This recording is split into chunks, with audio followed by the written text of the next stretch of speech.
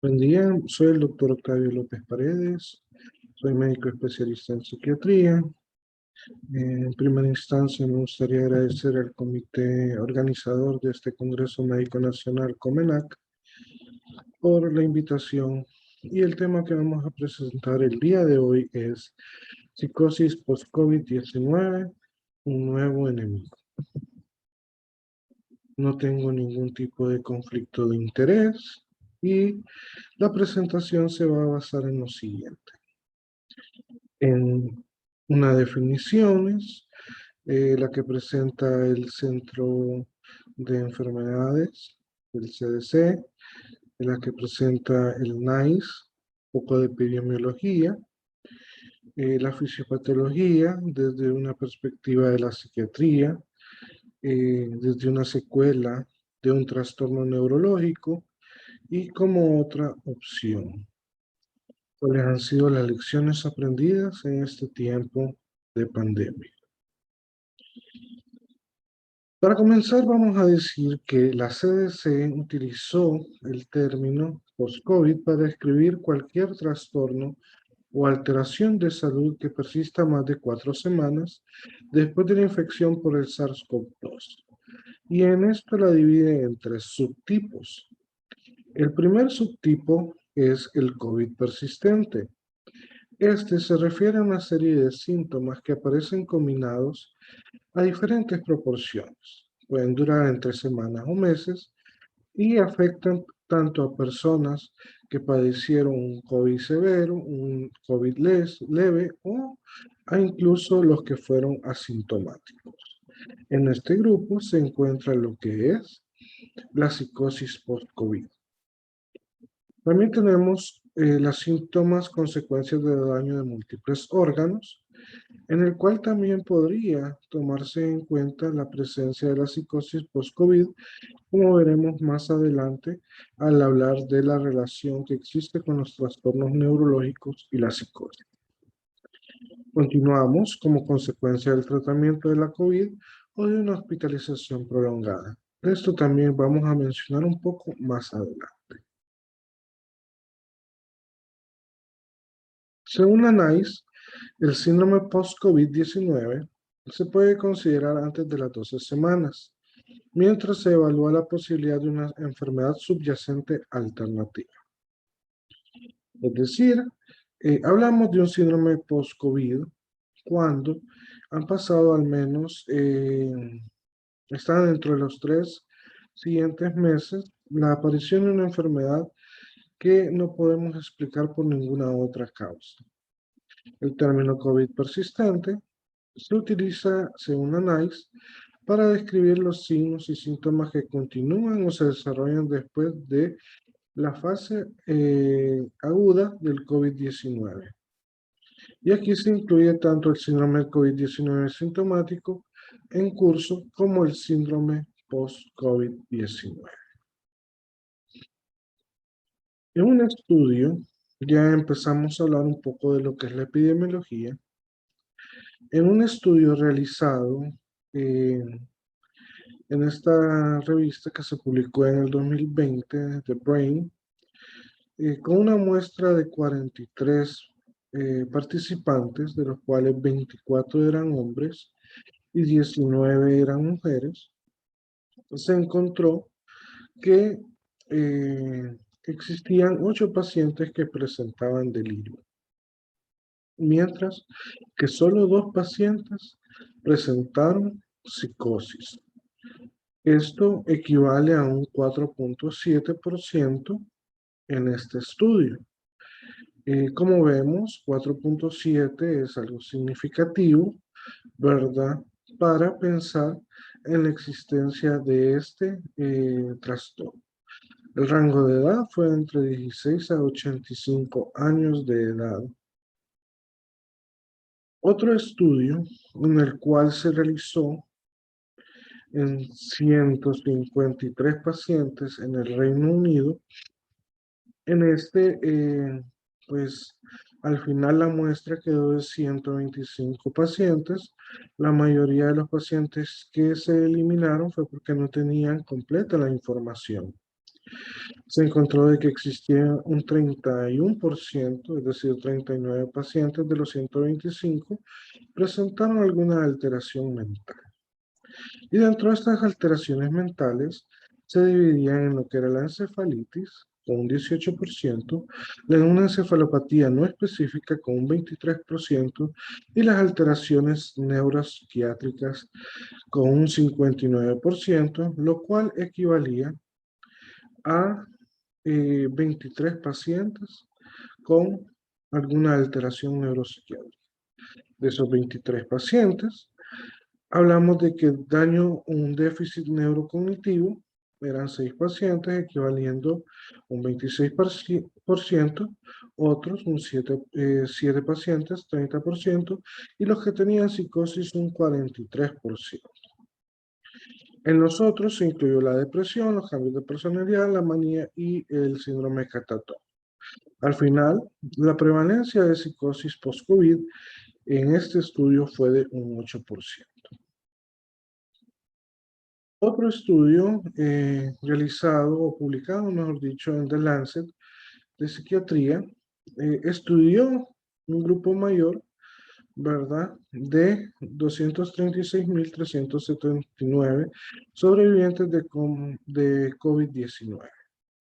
En esto se encontraron que de esos 236.379, 6.379 pacientes presentaron alteraciones neuropsiquiátricas, equivaliendo a una incidencia esperada de 33.62%. Como primer diagnóstico, es decir, que eran pacientes debutantes, un 12.84%. Esto aumentó más de 10 puntos cuando los pacientes tuvieron terapia intensiva o estuvieron internos en la unidad de cuidados intensivos, a un 46.42 para alguna alteración neuropsiquiátrica y un 23.5 para los que tenían un primer diagnóstico o eran debutantes. Dentro de las patologías del estudio anterior, podemos ver que fueron las que más se encontraron: la hemorragia intracraniana, un 0.56%, la isquemia cerebral, un 2.10%, el parkinsonismo, un 0.67%, la demencia, un 0.67%, los trastornos de ansiedad, que fue el que mayor se presentó, un 17.39%, y la psicosis por COVID, pues se encontró en 1.40%, con una incidencia estimada para un 2.77%. Ya como vemos, entre los tres estudios podemos ver de que esto se anda rondando entre un 2.5 hasta un 8% de psicosis por COVID. Hay algo interesante que también se mencionó en este estudio, que fue de que todos los pacientes presentaron mayor incidencia de trastornos mentales o neuropsiquiátricos, con un hazard ratio de 1.44 contra la influenza, lo cual nos hace ver de que el COVID-19 pues tiene mayor relación que la influenza con los trastornos neuropsiquiátricos. La fisiopatología. Al ser una enfermedad nueva, pues es difícil poder llegar a decir cuál es la fisiopatología concreta de la misma, pero vamos a ver algunos puntos teóricos que hemos encontrado en esta revisión. En este artículo de seguimiento de los pacientes con secuelas no respiratorias de la COVID, publicado en febrero del 2021, podemos ver, como a continuación les voy a mostrar,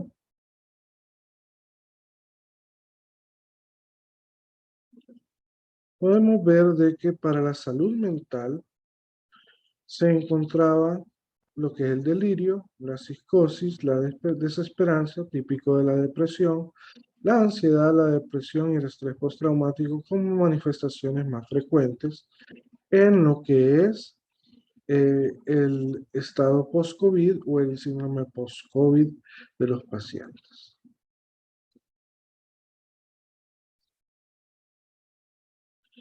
Aquí también podemos ver en esta tabla, ¿verdad? Cómo hay delirio, psicosis, un bajo estado de ánimo, depresión y el estrés postraumático dentro de las alteraciones más frecuentes a nivel psicoemocional. En el artículo Are We Facing a Crashing Wave of Neuropsychiatric Sequelae of COVID-19? Se hizo una exposición al virus de la influenza en el cual se han obtenido dos estudios. En esta revisión hecha por Trover y Kohn, donde en el primero, un estudio de Okuzawa y colaboradores, publicado en el 2011, dio negativo para los anticuerpos del COVID-19, ¿verdad? O sea, todas las cepas de anticuerpos dieron negativas en este, o no hubo una correlación evidente con lo que era la psicosis, con lo que era la presencia de estos anticuerpos. Pero en un segundo estudio, en el de Severance y colaboradores, también del 2011, se encontraron que existía una prevalencia aumentada de anticuerpos contra 4 variantes de cepas de los virus del COVID, los virus del coronavirus, valga la redundancia, en humanos, contra los que son controles, lo que se sugiere una posible correlación entre las infecciones por coronavirus. Y esto, pues, extrapolarlo a que el SARS-CoV-2, ¿verdad? Como, eh, eh, como trastorno, puede por esta misma vía, por la parte de los anticuerpos, llegar a producir una alteración a nivel endotelial inmunológico, ¿verdad? A nivel cerebral, que produce las alteraciones de la psicosis, como ser las alucinaciones y las ideas delirantes. Déjenme decirle que dentro de las ideas delirantes es lo más frecuente que ocurre, y estas pues son de tipo paranoide y de tipo místico religiosas. Podemos ver aquí en esta tabla, ¿verdad? De este artículo de Kepinska, cómo desde las primeras alteraciones o desde las primeras pandemias o grandes azotes de la humanidad, siempre ha estado involucrada una cepa, ¿verdad? Y sus anticuerpos, por ejemplo, en la influenza rusa, ¿verdad? Entre 1889 y 1992, hablábamos del H2N2, ¿verdad? Y sus anticuerpos fueron estudiados, ¿verdad? Y se observó que esto producía psicosis, ideas suicidas, paranoia, después de la infección. En la influenza española también se vio que había delirio, demencia precoz, psicosis aguda, encefalitis letárgica después de la infección. En la influenza asiática también se observaron manifestaciones agudas psicóticas, ¿verdad? Desde ansiedad, confusión, paranoia, etcétera, etcétera, ¿verdad? Y en la de el 2009, en la pandemia de la influenza del 2009, en la H1N1, también se vio que existía lo que era la encefalitis, la psicosis y algunos tipos de psicosis depresiva, ¿verdad? Después de la infección. Pues como vemos, hay bastante evidencia de que las cepas y sus anticuerpos pues pueden llegar a producir lo que es las alteraciones psicóticas. Si bien es conocido por parte del mundo de la psiquiatría la parte de la relación de una infección al momento del nacimiento, al momento del embarazo, con la esquizofrenia, ¿verdad? No nos vamos a detener mucho a hablar de eso, pero sí vamos a hablar un poco de cómo se produce la infección o la fisiopatología a nivel eh, para la producción de la psicosis, ¿verdad? Es una infección que se dé por COVID-19 o por lo menos la hipótesis que se tiene hasta la fecha. Esto puede ocurrir por dos vías, por la vía de la respuesta inflamatoria aguda, que está mediada por las citoquinas, y esto pues produce tanto una hipofunción de los receptores, lo cual lleva a una señalización, una disrupción de la señalización neuronal y esto termina en una psicosis, ¿verdad? Obviamente siempre hay que tener los factores genéticos de la persona y por el otro lado, pues también de la respuesta inmune adaptativa, ¿verdad? Que puede producir anticuerpos neuronales, por ejemplo, para el para el receptor de N-metildiaspartato, y esto pues produce anticuerpos teratogénicos y también pues puede producir lo que es la disminución en la función de los receptores, sobre todo de dopamina, y esto pues produce lo que es nuevamente la disminución o la alteración o la disrupción, mejor dicho, de la señalización neuronal, lo que termina pues produciendo la psicosis. También podemos hablar esto como un proceso neurológico o secuela de un proceso neurológico. El virus pues tiene tres mecanismos para afectar a nivel neurológico. El primero es el paso directo del virus desde el epitelio nasal al nervio olfatorio a través de la lámina cribosa del etmoides. El segundo es el transporte axonal y transferencia transináptica del virus desde nervios periféricos hasta el sistema nervioso central. Y por último, la diseminación hematológica o linfática. Aunque todos estos mecanismos se basan en el virus, se ha postulado que la principal causa realmente es la alteración sistémica que se produce por un estado inflamatorio y la hipercoagulabilidad afectando la vasculatura cerebral y la barrera hematoencefálica. Obviamente, al producirse este daño a nivel cerebral, también se va a producir todas las afectaciones, ¿verdad? De las vías, de los receptores, eh, la hipoperfusión, ¿verdad?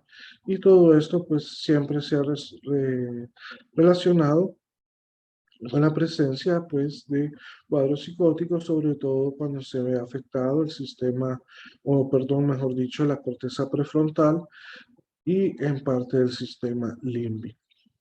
Con una alteración de estas áreas, entonces podemos decir de que se puede alterar lo que es el sensorio o la sensopercepción y producirse lo que son las alucinaciones y además pues también se puede dañar el pensamiento con sus ideas delirantes, los cuales son los factores o son los componentes, mejor dicho, de lo que es la psicosis a nivel de psiquiatría.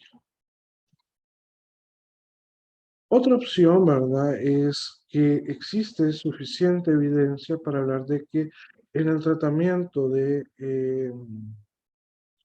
el COVID, ¿verdad? En base a corticosteroides, pues este se ha visto bastante relacionado, ¿verdad? Con lo que es psicosis. Se habla que hasta un 35% de los pacientes pueden llegar a tener psicosis. Aquí hay algunos ejemplos de algunos artículos donde se encuentra esta información. Por ejemplo, hablamos de un 35% donde se han caracterizado alteraciones cognitivas, alteraciones del sueño, delirium, hipomanía y manía, depresión y la psicosis como tal. Pues, como podemos ver, tenemos tres posibles etiopatogenias para la producción del síndrome de psicosis post-COVID. La primera a nivel pues, de la parte inmunológica, ¿verdad? Teniendo en cuenta todos los antecedentes de las cepas del virus de la influenza, ¿verdad? Y tenemos también la segunda como una secuela neurológica y pues la tercera que es secundario al uso de medicamentos como ser los corticosteroides. ¿Qué lecciones hemos aprendido?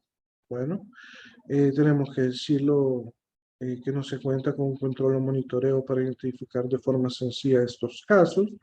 No existen criterios diagnósticos establecidos para este trastorno y lo que hay en existencia son ambiguos. Hace poco, el mes pasado, estábamos en un congreso de la Asociación Guatemalteca de Psiquiatría y hablamos de este tema con los diferentes expositores y todos llegamos a la conclusión de que no existe eh, un criterio o un gol estándar o una prueba diagnóstica que pueda determinar que se trata de una psicosis post-COVID. En la actualidad el diagnóstico se está haciendo por descarte, ¿verdad? De todas las otras patologías hasta poder llegar a lo que es decir que fue secundario a la psicosis post-COVID, pero esto se ve bastante difícil ya que muchos pacientes, como les mencionaba, han estado con tratamiento con esteroides y esto pues dificulta también poder identificar si la psicosis fue secundaria al uso de corticosteroides o si fue secundario al COVID-19. En los casos que hemos visto en el hospital de especialidad psiquiátrica Santa Rosita, se encontraron 5 casos sospechosos para el 2021, ¿verdad? Hasta agosto de este año. Y de esos 5 casos, ninguno se puede decir fehacientemente debido a la carencia del diagnóstico o de un estudio fehaciente de que se deba a una psicosis post-COVID, pero estos fueron como que los casos que más se acercaban, que se lograban descartar la mayoría de las causas, ¿verdad? De las otras causas que pueden producir psicosis y pues causa esa dificultad el no tener este estudio. Bueno, pues a partir ya de noviembre del 2021, en el Hospital de Especialidad Psiquiátrica Santa Rosita, ya se empieza a implementar un sistema para la identificación de los casos del síndrome post-COVID, no solo para la psicosis, sino para la ansiedad y la depresión también. Este es mi contacto y con esto yo termino mi presentación. Quedo pendiente de cualquier pregunta.